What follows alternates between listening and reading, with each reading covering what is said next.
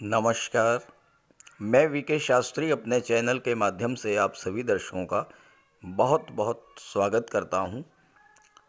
देवगुरु बृहस्पति 3 फरवरी 2024 को नक्षत्र परिवर्तन करके शुक्र के नक्षत्र भरणी नक्षत्र में गोचर करेंगे और 17 अप्रैल 2024 तक भरणी नक्षत्र में ही रहेंगे और इसके बाद 30 अप्रैल को राशि परिवर्तन करके शुक्र के राशि वृषभ राशि में गोचर करेंगे। तो जाते जाते क्या देकर जाएंगे देवगुरु बृहस्पति, यही है चर्चा का विषय।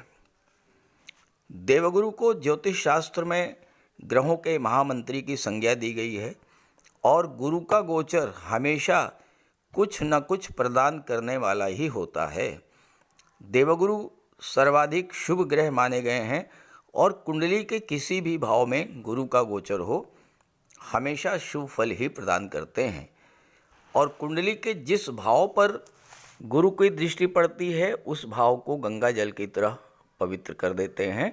लेकिन देवगुरु का 22 अप्रैल 2023 से मेष राशि में गोचर कुछ ऐसा रहा जिसमें गुरु आपको चाह करके भी कुछ नहीं दे पाए, क्योंकि कोई भी ग्रह अगर वो खुद ही पीड़ित हो जाए तो अपना शुभ फल कैसे देगा। गुरु मेष राशि में लगभग 8.5 महीने तक रहे और ये गोचर कुछ ऐसा ही रहा जिसमें गुरु आपको कुछ भी नहीं दे पाए। 30 अक्टूबर तक तो राहु के साथ चांडाल दोष बना रहा, उसके बाद गुरु वक्री हो गए। 31 दिसंबर को गुरु जब मार्गी हुए तो केतु के नक्षत्र अश्विनी में गोचर होने के कारण कोई विशेष फल नहीं दे पाए। लेकिन 3 फरवरी को वो महत्वपूर्ण तिथि है जब गुरु नक्षत्र परिवर्तन करेंगे और शुक्र के नक्षत्र भरणी नक्षत्र में गोचर करेंगे और 17 अप्रैल 2024 तक भरणी में ही गुरु का गोचर होगा। तो भरणी नक्षत्र में गुरु के 2.5 माह के गोचर का क्या शुभ फल आपको प्राप्त होगा, मेष राशि के जातकों को, इसी का विश्लेषण करेंगे इस वीडियो में। ये विश्लेषण आपकी चंद्र राशि के आधार पर किया जा रहा है और वीडियो के अंत में मैं आपको देवगुरु बृहस्पति के उपाय भी बताऊंगा। तो यह है मेष राशि के जातकों की कुंडली। देवगुरु का गोचर वर्तमान में मेष राशि में है और गुरु आपके लग्न भाव में गोचर कर रहे हैं। देवगुरु आपकी कुंडली के नवम भाव, भाग्य भाव और द्वादश भाव, विदेश भाव के स्वामी होकर के लग्न में गोचर कर रहे हैं और गुरु की पंचम दृष्टि पंचम भाव पर, सप्तम दृष्टि सप्तम भाव पर और नवम दृष्टि भाग्य के भाव पर पड़ रही है। 3 फरवरी को देवगुरु बृहस्पति नक्षत्र परिवर्तन करके भरणी नक्षत्र में गोचर कर चुके हैं। भरणी नक्षत्र दैत्य गुरु शुक्र का नक्षत्र है और बहुत ही एनर्जेटिक नक्षत्र माना गया है भरणी नक्षत्र को। भरणी नक्षत्र 2 विपरीत एनर्जीज को बैलेंस करके चलने वाला नक्षत्र है और भरणी नक्षत्र ऐसा नक्षत्र है जिसमें अगर कोई पाप ग्रह या क्रूर ग्रह गोचर करे तो ये बहुत ही खराब और भयावह फल देता है। लेकिन इसके विपरीत अगर कोई शुभ ग्रह गोचर करे तो उसकी शुभ फल देने की तीव्रता को, क्षमता को कई गुना बढ़ा देता है। तो देवगुरु जैसा शुभ ग्रह जब भरणी नक्षत्र में गोचर करेगा तो गुरु की फल देने की तीव्रता कई गुना बढ़ जाएगी। गुरु जैसे शुभ और सौम्य ग्रह का जब भरणी नक्षत्र में गोचर होगा तो चूंकि भरणी नक्षत्र में एनर्जी बहुत ज़्यादा होती है और स्वच्छंदता भी बहुत ज़्यादा होती है, तो गुरु जैसा ज्ञान वाला, विजडम वाला, धन देने वाला ग्रह जब भरणी में गोचर करेगा तो इस नक्षत्र की ऊर्जा का सही तरीके से उपयोग किया जा सकता है और ये बहुत अच्छी स्थिति है कि गुरु लगभग 2.5 माह तक इस नक्षत्र में रहेंगे और इसके बाद जब गुरु भरणी को छोड़ करके जाएंगे तो पूरे 12 वर्ष के बाद ही भरणी में आएंगे, और इसलिए भी गुरु का ये गोचर विशेष महत्व का है। तो आइए इसके प्रभाव को समझते हैं। आगे बढ़ने से पहले मैं चर्चा करना चाहूँगा कि 22 अप्रैल के बाद से लगभग 8.5 माह तक आपके लग्न भाव में चांडाल दोष बनने का क्या क्या अशुभ फल आपको झेलना पड़ा होगा। देखिए, लग्न भाव आपका व्यक्तित्व होता है, आपका स्वास्थ्य होता है, और यहाँ पर लग्न भाव में चांडाल दोष बनने के कारण आपका स्वास्थ्य तो खराब हुआ ही होगा, आपके व्यक्तित्व में बहुत नकारात्मक परिवर्तन देखने को मिला होगा। अनजाना भय, डर, चिंता, तनाव, डिप्रेशन, ये सब स्थितियां आपके साथ बनी होंगी। लग्न भाव में चांडाल दोष बनने के कारण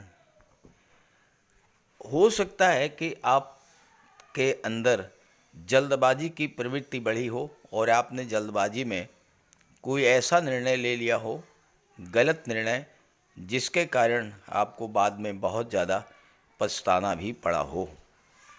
चांडाल दोष का प्रभाव कुंडली के पंचम भाव पर पड़ा, और पंचम भाव पर पड़ने से संतान को कष्ट हुआ, छात्रों की शिक्षा बाधित हुई, और जो लोग शेयर मार्केट, स्टॉक मार्केट से जुड़े हुए थे उनको कई बार अचानक से बहुत बड़ा नुकसान झेलना पड़ा होगा।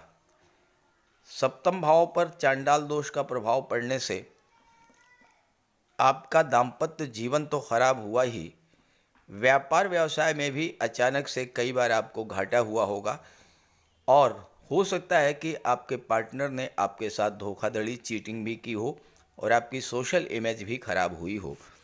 और भाग्य भाव पर चांडाल दोष का प्रभाव पड़ने का नकारात्मक फल ये मिला कि भाग्य ने साथ नहीं दिया, और जब भाग्य ने साथ नहीं दिया तो आपके काम बनते बनते बिगड़ गए होंगे। राहु ने आपका कोई काम बनने ही नहीं दिया होगा। लेकिन अब ये सब स्थितियां पूरी तरह से समाप्त हो चुकी हैं। एक संक्षेप में मैंने चांडाल दोष के प्रभाव पर चर्चा की है। आपके साथ अगर ऐसा हुआ हो तो कमेंट करके ज़रूर बताइएगा। अब समझते हैं कि भरणी नक्षत्र में गुरु के गोचर का क्या प्रभाव होगा।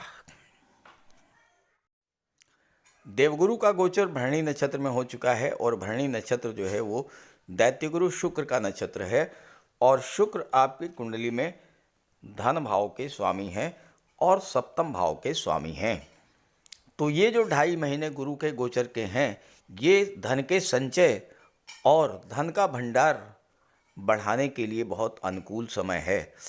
आपका बैंक बैलेंस बढ़ेगा और आप आर्थिक समस्याओं से बाहर आएंगे। सप्तम भाव व्यापार का होता है, सप्तम पर दृष्टि भी पड़ रही है गुरु की, और सप्तम के स्वामी भी शुक्र हैं। तो बिजनेसमैन के लिए ये समय बहुत अच्छा आएगा, क्योंकि शुक्र के नक्षत्र में है और शुक्र सप्तम के स्वामी हैं, और गुरु जो हैं ये भाग्य भाव से और 12वें भाव के स्वामी हैं। तो व्यापारियों के लिए लंबी यात्राओं का भी योग बनेगा।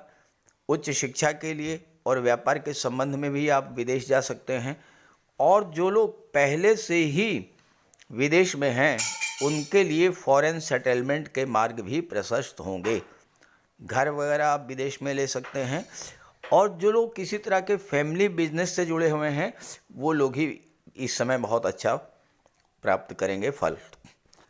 हाँ, ये ज़रूर है कि थोड़ा आपको स्वास्थ्य पर ध्यान रखना होगा, क्योंकि गुरु 12वें भाव के भी स्वामी हैं, और जिस ग्रह के नक्षत्र में गुरु जा रहे हैं वो आपके लिए मार्केश है। देखिए, शुक्र दूसरे भाव और 7वें भाव के स्वामी हैं, और दूसरा भाव और 7वां भाव जो होता है ये मारक भाव होता है। इसलिए ध्यान रखना है आपको अपने स्वास्थ्य का विशेष तौर पर। जिन जातकों का जन्म मेष राशि के अश्विनी नक्षत्र में हुआ है उनके लिए ये गोचर बहुत अच्छा फल देने वाला होगा। आय में वृद्धि होगी। जिनका गोचर भरणी नक्षत्र में है उनके लिए उनके ज्ञान में वृद्धि होगी, संतान प्राप्ति का योग बनेगा, लॉटरी से, शेयर से लाभ मिलेगा, स्टॉक मार्केट और शेयर मार्केट से लाभ मिलेगा। जो लोग विदेश जाने के इच्छुक हैं उनके विदेश जाने की इच्छा पूरी होगी। नए नए अवसरों के लिए, नई अपॉर्चुनिटीज़ के लिए ये समय बहुत अच्छा रहेगा। और जो लोग मेष राशि के कृतिका नक्षत्र में गोचर कर रहे हैं उनके लिए तो बहुत ही अच्छा है, क्योंकि कृतिका नक्षत्र जो है वो सूर्यदेव का नक्षत्र है और गुरु सूर्य के परम मित्र हैं। तो इस समय आपको भाग्य का पूरा पूरा साथ मिलेगा। सूर्य पिता के कारक होते हैं, पिता का सहयोग मिलेगा। पिता के स्वास्थ्य में या पिता के व्यापार व्यवसाय में भी किसी तरह की समस्या आई थी, वो समस्या भी आप दूर होगी। लोगों का आपको सहयोग मिलेगा। जो लोग विवाह के इच्छुक हैं उनके विवाह के अवसर बनेंगे। आपकी संतान भी इस समय बहुत अच्छा करेगी, सफलता अर्जित करेगी और आपको सरकारी पक्ष से भी लाभ मिलेगा। खास करके जो लोग शासन प्रशासन राजनीति से जुड़े हुए हैं और उनका जन्म कृतिका नक्षत्र में हुआ है तो उनके लिए तो गुरु का ये नक्षत्र परिवर्तन एक वरदान स्वरूप है। तो इन 2.5 महीनों के गोचर का पूरा पूरा लाभ उठाएं। और आपकी जन्म कुंडली में गुरु अगर कमज़ोर हैं या आपके जीवन में गुरु की महादशा अंतर्दशा चल रही है तो गुरु का उपाय अवश्य कर लें। बात करते हैं उपायों पर। कुंडली में देवगुरु बृहस्पति का बहुत ही महत्वपूर्ण स्थान है, क्योंकि देवगुरु कुंडली के पंचम और नवम भाव के कारक होते हैं। पंचम भाव से संतान का विचार किया जाता है, शिक्षा का विचार किया जाता है और नवम भाव से भाग्य का विचार किया जाता है। गुरु ग्रह भाग्य के लिए जिम्मेदार माने जाते हैं और किसी भी कार्य की सफलता के लिए देवगुरु का मजबूत होना बहुत ज़रूरी है। जब कुंडली में देवगुरु मजबूत होते हैं तो भाग्य का साथ मिलता है।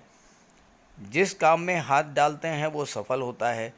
विवाह समय से होता है, शिक्षा अच्छी मिलती है, गुरु की कृपा रहती है, धन की प्राप्ति होती है। तो देवगुरु के लिए कुछ उपाय बताने जा रहा हूँ, उपाय ज़रूर कीजिएगा।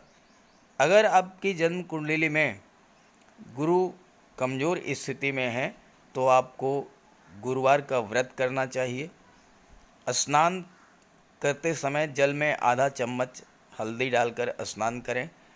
स्नान के बाद पीले रंग के वस्त्र धारण करें और साथ ही साथ केसर या हल्दी का तिलक लगाएं। और गुरुवार के दिन भगवान विष्णु की उपासना करें। घर में केले का एक वृक्ष लगा लें, उसकी पूजा करें, उसकी सेवा करें। भोजन में चने के बेसन, चीनी और घी से बने लड्डू का सेवन करें और अपनी क्षमता के अनुसार पीले वस्त्र, हल्दी, शहद, धार्मिक पुस्तकें, इन सब का दान कर सकते हैं। अगर गुरु ग्रह कमज़ोर है तो पुखराज धारण करें, लेकिन इसके लिए किसी योग्य ज्योतिषी की सलाह ले लें। माता पिता, गुरु और बुज़ुर्गों का सम्मान करें, उनकी देखभाल करें और उनका आशीर्वाद प्राप्त करें। साफ सफाई रखें, गुरु की सेवा करें और दही और चावल गरीबों को खिलाएं। किसी गरीब को, किसी दिव्यांग व्यक्ति को भोजन कराएं। किसी वृद्धाश्रम में जाकर के वृद्धों के साथ कुछ समय बिताएं, उनकी समस्याओं को जानें समझें। कोई ज़रूरी नहीं है कि आप धन से ही सहायता करें, तन और मन से भी आप मदद कर सकते हैं दूसरों की, और ऐसा करने से देवगुरु अत्यंत प्रसन्न होते हैं।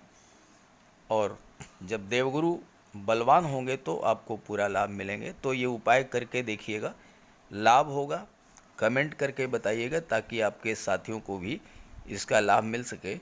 नमस्कार।